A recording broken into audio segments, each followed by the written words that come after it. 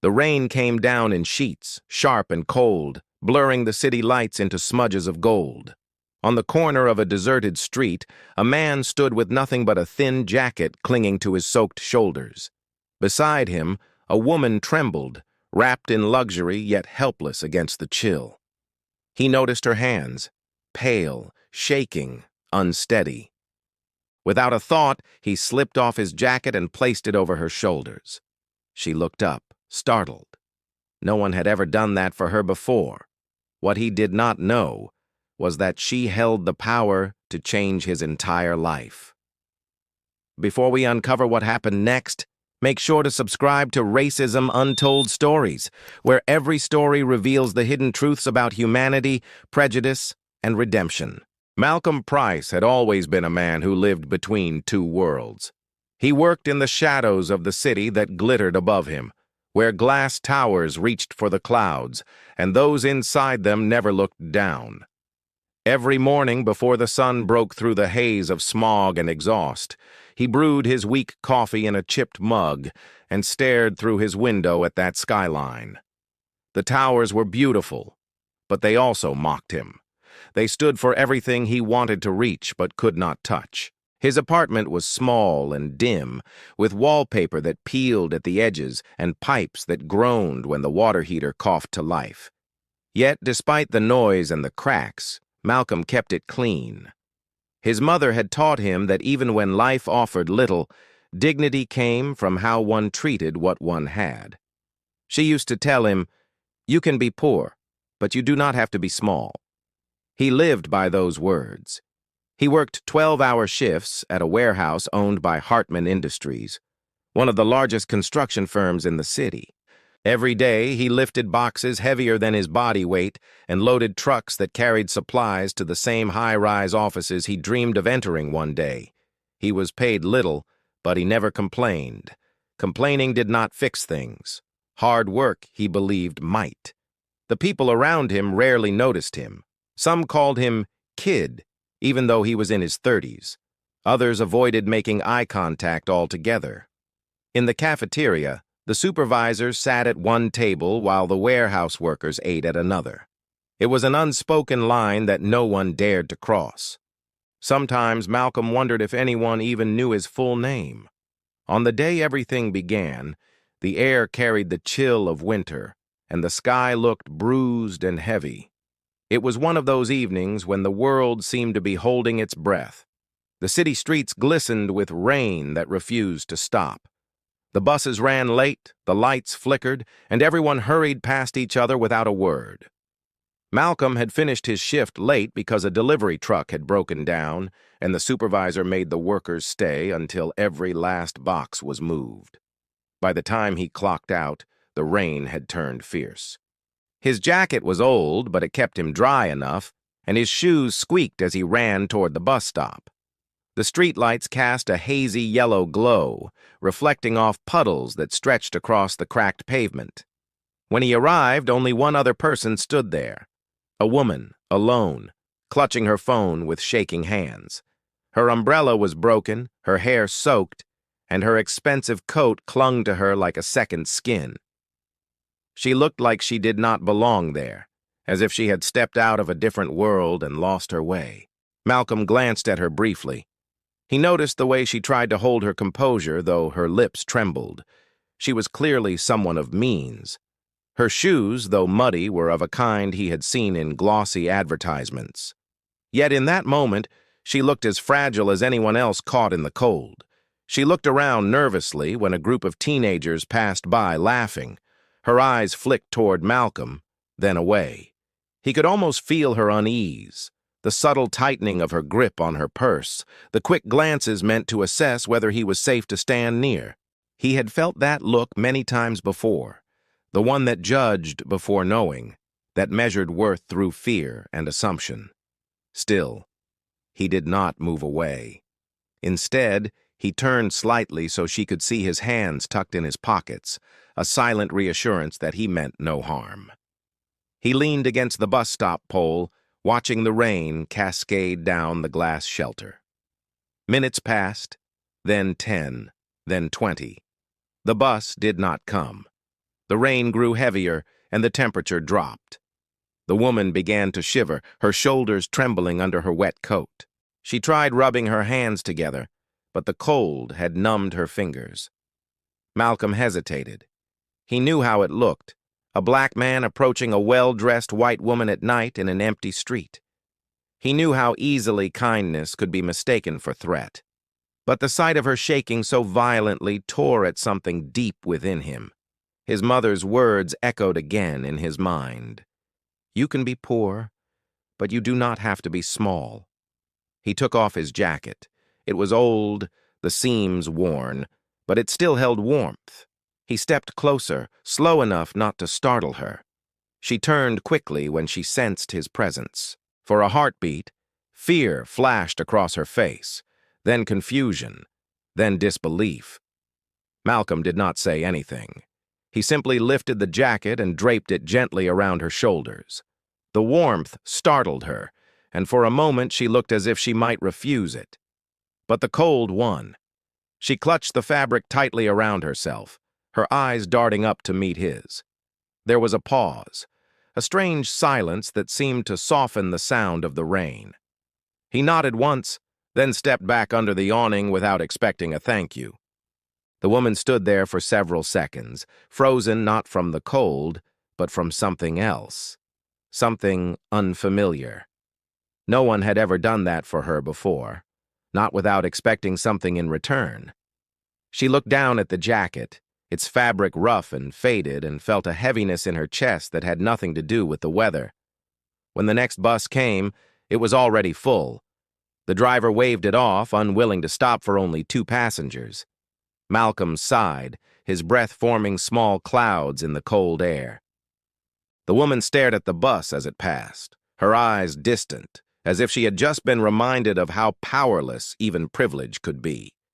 The rain continued to fall, relentless and uncaring. They stood in silence until the next bus finally arrived, headlights cutting through the storm. Malcolm gestured for her to board first, stepping aside. She turned to him, wanting to say something, but the words refused to come. Before she could gather her thoughts, the driver closed the doors, and the bus pulled away. She looked through the window at him as the bus moved down the street. He was still standing there, soaked and shivering, yet calm. She noticed his hands, calloused, strong, marked by work. She wondered who he was, where he lived, and why someone with so little would give so much without hesitation.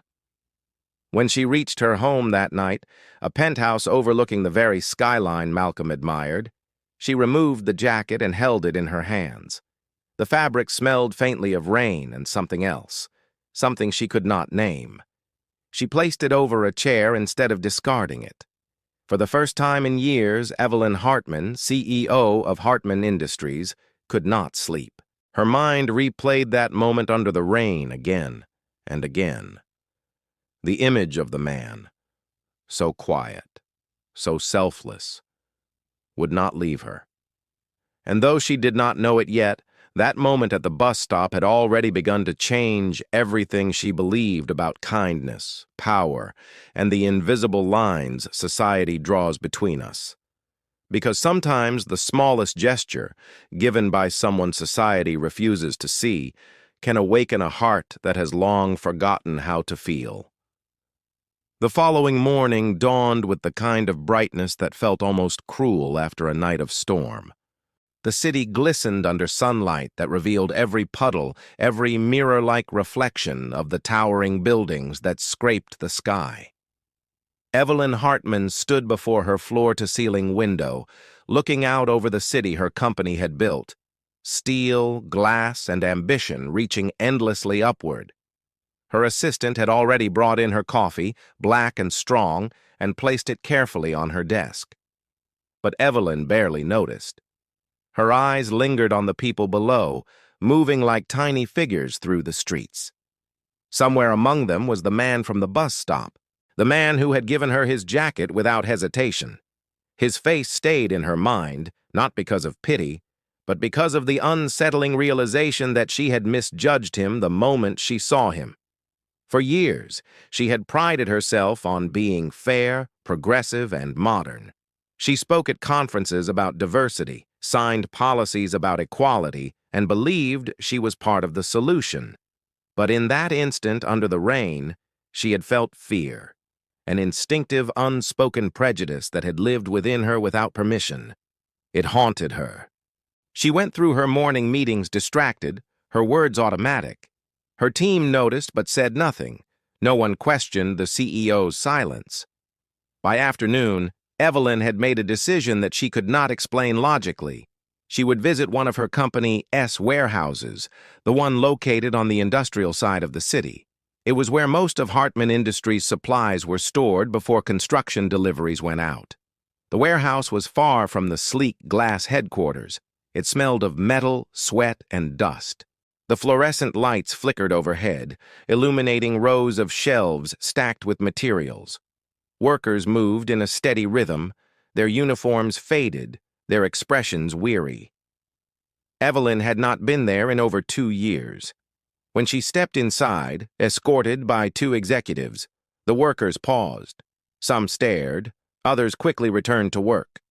She walked slowly down the aisle, observing quietly.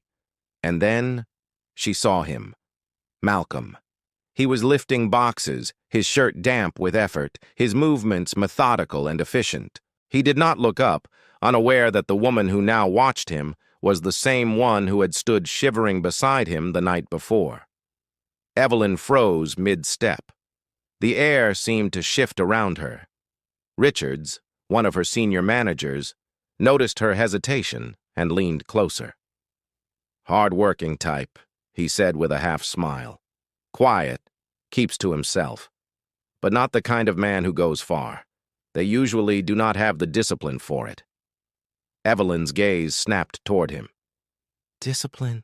she asked quietly. He shrugged. "You know how it is. Always an excuse for being late or asking for leniency. You have to keep them in line. If you are too kind, they take advantage." Her jaw tightened. She looked back at Malcolm, who continued his work without complaint. The way he lifted, the careful precision in how he stacked the boxes. There was no sign of laziness, no sign of entitlement. Only the quiet dignity of a man who understood effort as a necessity, not a choice. "Has he ever asked for leniency?" she asked, her tone even. Richards hesitated, caught off guard by the question. "Not directly," he said finally.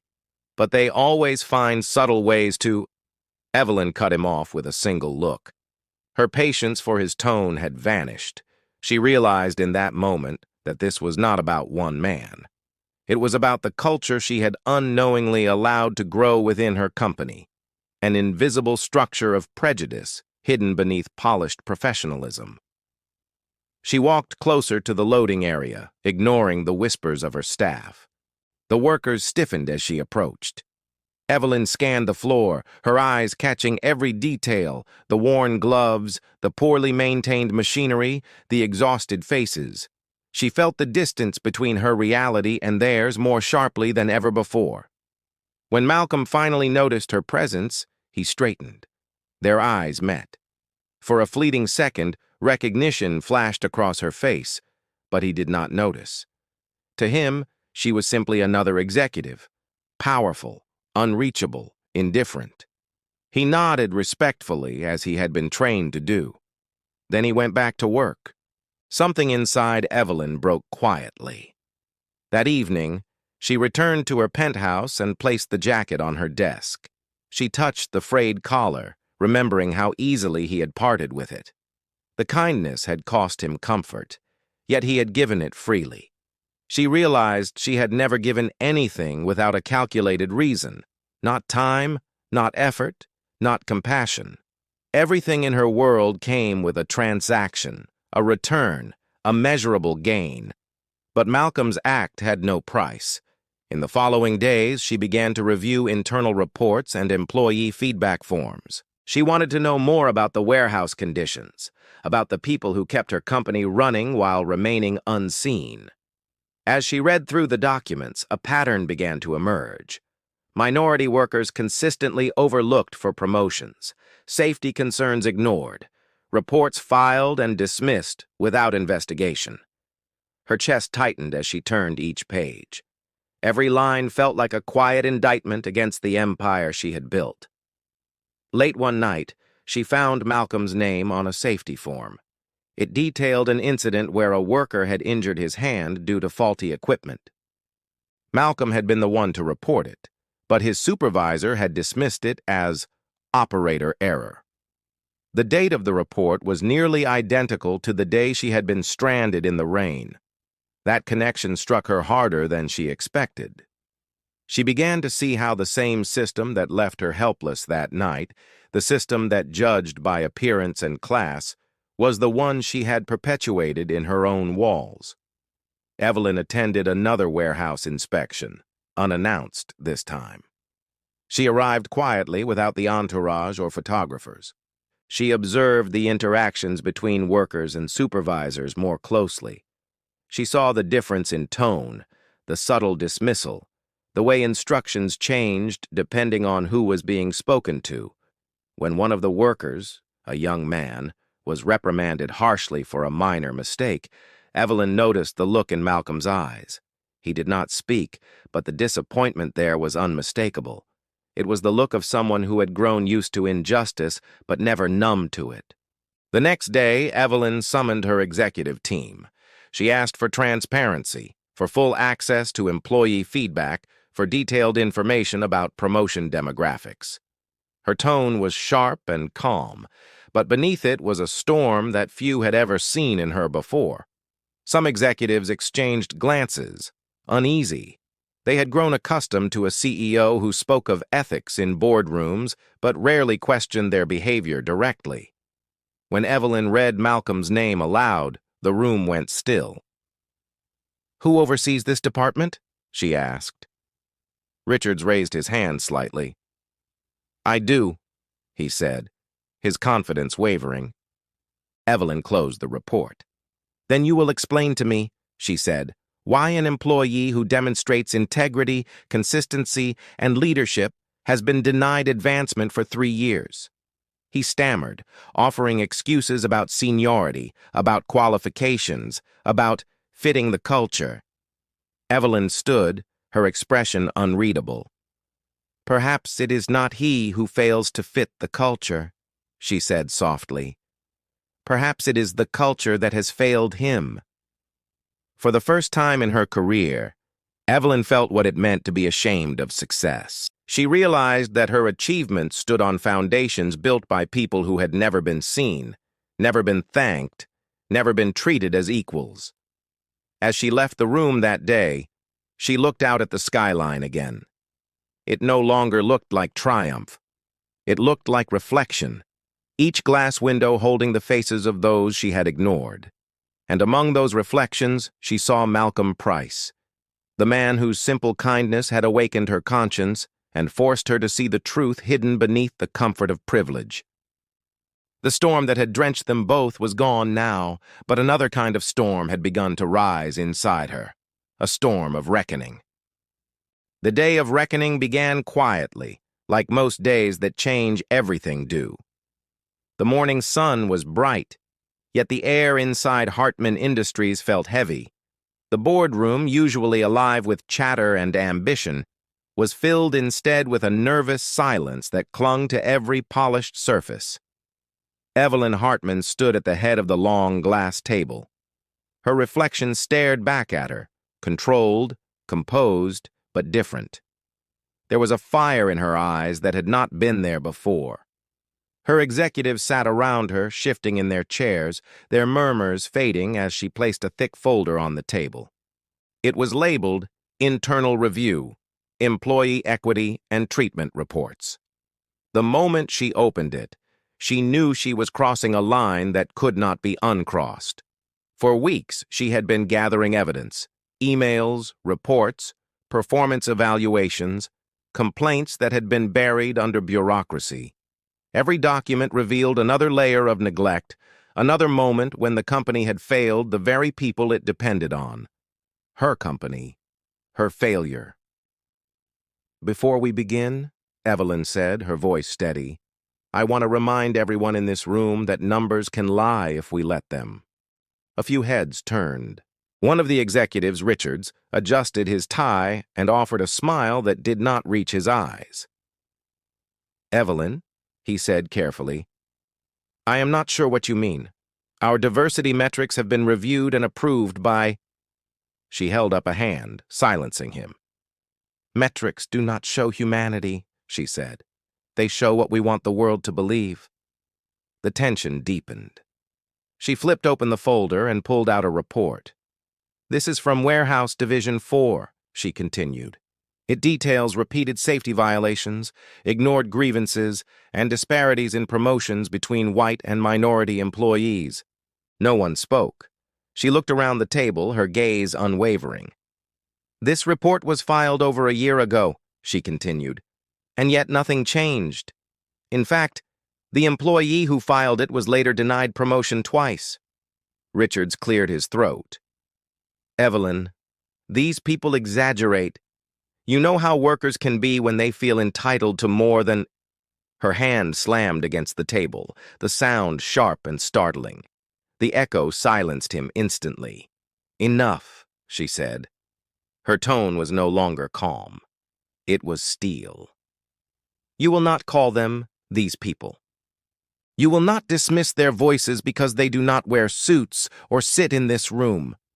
One of those workers gave me his only jacket on a freezing night when no one else stopped to help me. He had nothing to gain, nothing to prove, and yet he acted with more integrity and compassion than I have seen in this company's leadership in years. The room went still. Confusion flickered across the executives' faces. Evelyn's words hung in the air, charged with a weight none of them could ignore. She continued, her voice lowering but growing in force. His name is Malcolm Price. He works in Warehouse Division 4, the same warehouse you all deemed low priority because it does not affect investor optics. The same department you said could operate with reduced safety oversight to save costs. Richards shifted uncomfortably. Evelyn, She cut him off again. Do not speak. You will listen. She picked up a paper from the folder, Malcolm's written report. She read aloud. We do not ask for favors. We only ask to be treated as equals. We ask to be heard, to be safe, to be seen. Each word carried through the room like a heartbeat. The silence that followed was unbearable. Evelyn let it stretch, forcing them to feel the weight of every syllable. Then she looked directly at Richards. Tell me, she said quietly, does that sound like exaggeration to you? His lips parted, but no words came. Evelyn stepped away from the table and walked toward the window. The skyline shimmered behind her, bright and indifferent. Last night I read through every worker complaint filed in the last 3 years, she said. Do you know how many of them were resolved? She turned back to face them. 4, out of nearly 200. Someone whispered, That cannot be right. It is right, she replied. And it is on us. She began pacing slowly. I built this company with a dream, to create something that would shape the future of this city. I believed success was measured in skyscrapers and profits. But what is the worth of a company that builds upward while trampling those who hold the ground beneath it? Her words struck deep. No one dared to interrupt. For years, she continued, we have spoken about equality while practicing exclusion. We have praised our commitment to fairness while allowing discrimination to thrive in silence. We have hidden behind polished statements and charity events while ignoring the human cost of our indifference. She paused, her eyes glancing toward the file once more. Malcolm Price showed me what this company lacks. Not efficiency, not innovation. Humanity. The ability to act with kindness when there is nothing to gain. The executive sat frozen. Some avoided her gaze. Others looked ashamed. Richards finally spoke, his tone defensive. Evelyn, if you make this public, it could destroy us. Investors will panic. The media will hear the truth, Evelyn said firmly. And if that truth destroys us, then perhaps this company deserves to fall. I would rather rebuild from honesty than continue thriving on lies." Her voice trembled slightly at the edges, but the conviction within it was unshakable. She turned to her assistant, who stood quietly by the door. "Call the communications team," she said. "We are issuing a statement this afternoon. Effective immediately, we are suspending all warehouse operations until safety and equity audits are complete."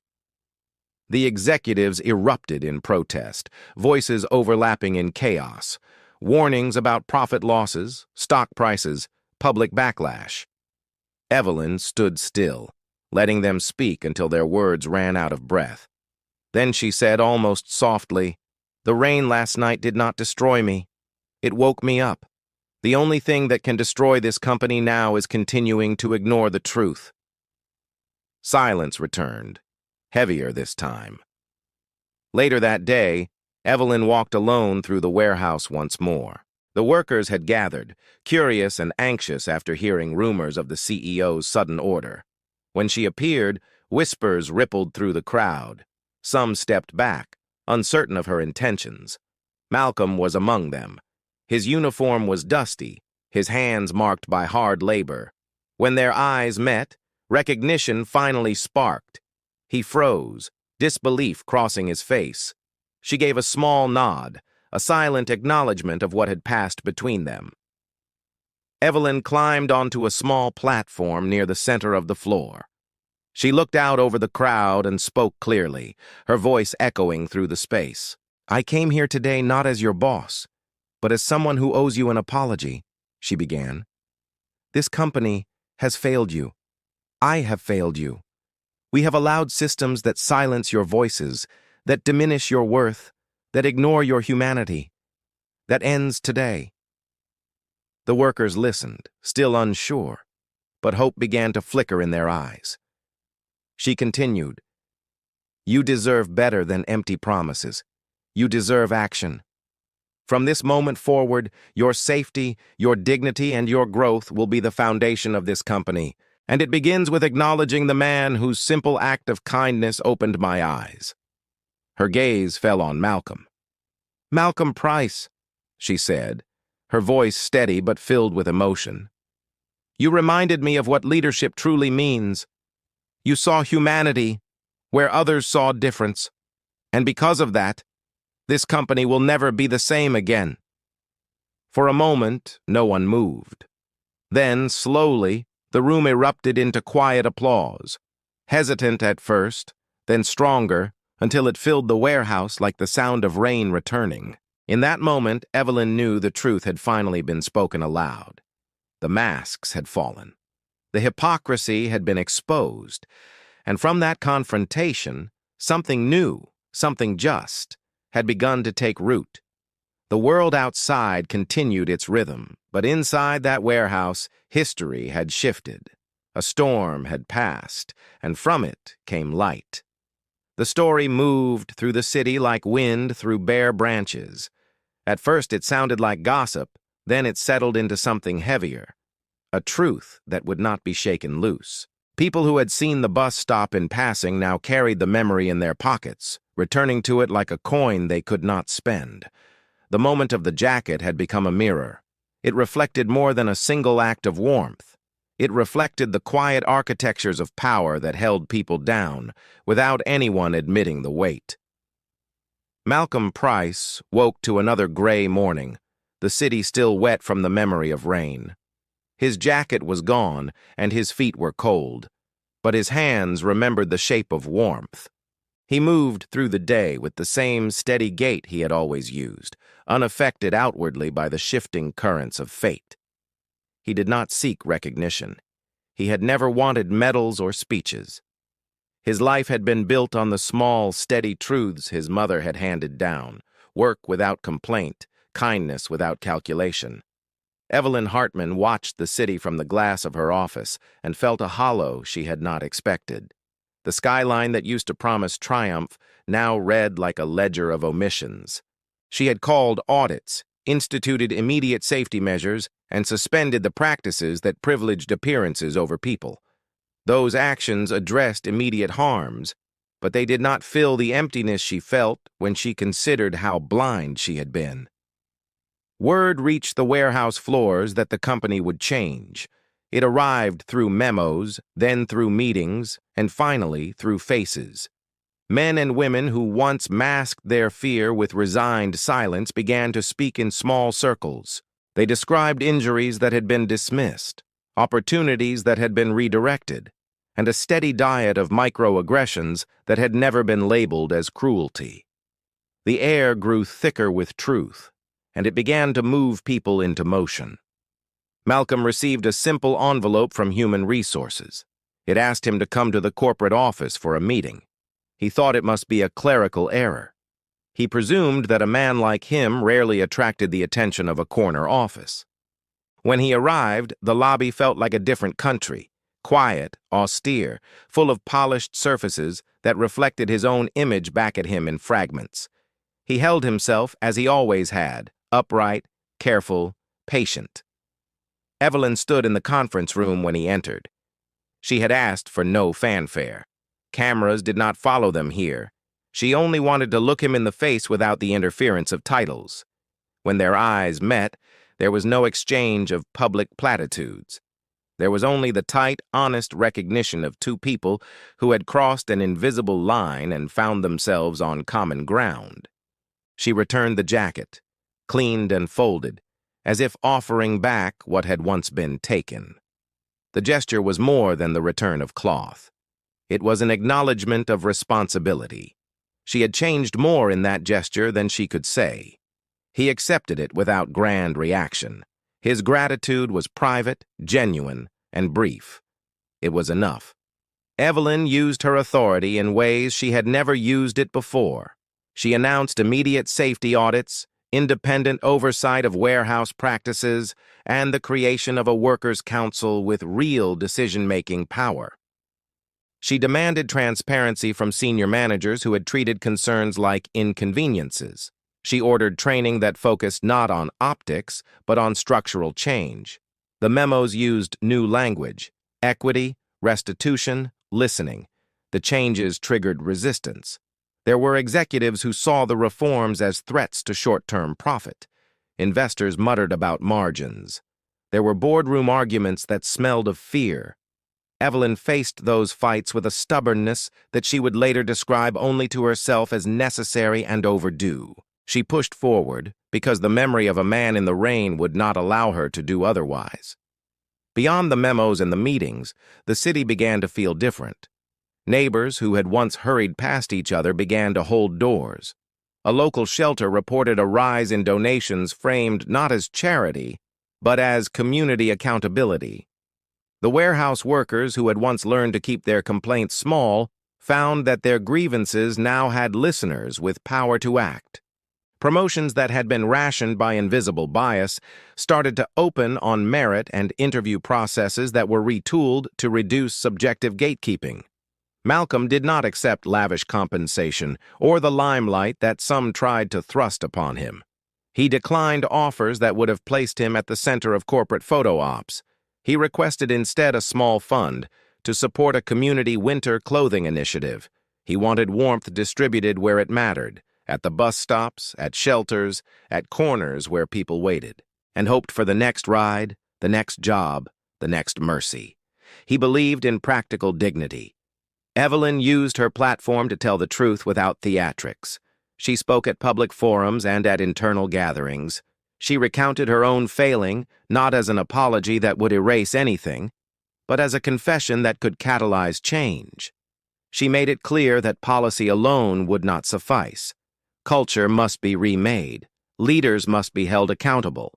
Power must be measured not by balance sheets, but by the value placed on human life. The Workers' Council became a model other departments sought to replicate. It was chaired by a rotating group of employees from different backgrounds. Its first resolution mandated a transparent promotion rubric, routine safety inspections with published results, and a mentorship program pairing senior leaders with frontline staff. The effect was not instantaneous. Systems take time to shift. But the direction was set. For Malcolm, the material conditions of his life did not flip overnight. He still rode the same buses. He still returned to his small apartment that hummed with train noise. There was no cinematic transformation. There was, instead, a quiet elevation. He was heard when he raised concerns. He was considered when opportunities were offered. The weight of being unseen began to lift, replaced by a cautious hope. For Evelyn, the change was worth personal scrutiny and professional risk. She endured criticism and praise in equal measure. She lost certain privileges when she refused to protect executives who obstructed reforms. She gained something else, a clarity about what leadership should look like. She learned that power without humility collapses into neglect. Outside the company, conversations shifted. People asked themselves uncomfortable questions. Would they have acted differently if the roles were reversed? Would they have reached out? Would they have seen the humanity before the stereotype? The story of a jacket in the rain became a small test of conscience across the city. Each person tasked with answering the same quiet question: who do I refuse to see? Years later, the bus stop where the jacket was given remained an ordinary place with ordinary light. The pavement bore new paint, where a city program had improved the corner after community advocacy grew from the initial reforms. Sometimes, when winter came, people left extra scarves on the bench rails. They left them without fanfare or social media posts. They left them because a memory taught them how to act. The true impact of the moment was neither glory nor a viral headline. It was less visible and more durable. It rewired a corporate culture. It restored voice where there had been silence. It taught a leader to look down and remember that those below are not below in value, only different in place. It taught a community that a single act of compassion can expose rot and inspire repair. Sometimes the ones the world ignores are the ones who hold the clearest mirror. Sometimes the smallest kindness forces the largest reckonings. Malcolm Price kept working. Evelyn Hartman kept reforming. The city kept learning. Would you have treated him differently? Because sometimes the one you ignore is the one who could save you. If this story moved you, help us share more untold truths like this one. Subscribe to Racism Untold Stories, where every story reveals the power of humanity, the pain of prejudice, and the beauty of redemption. Your support helps us keep these voices alive.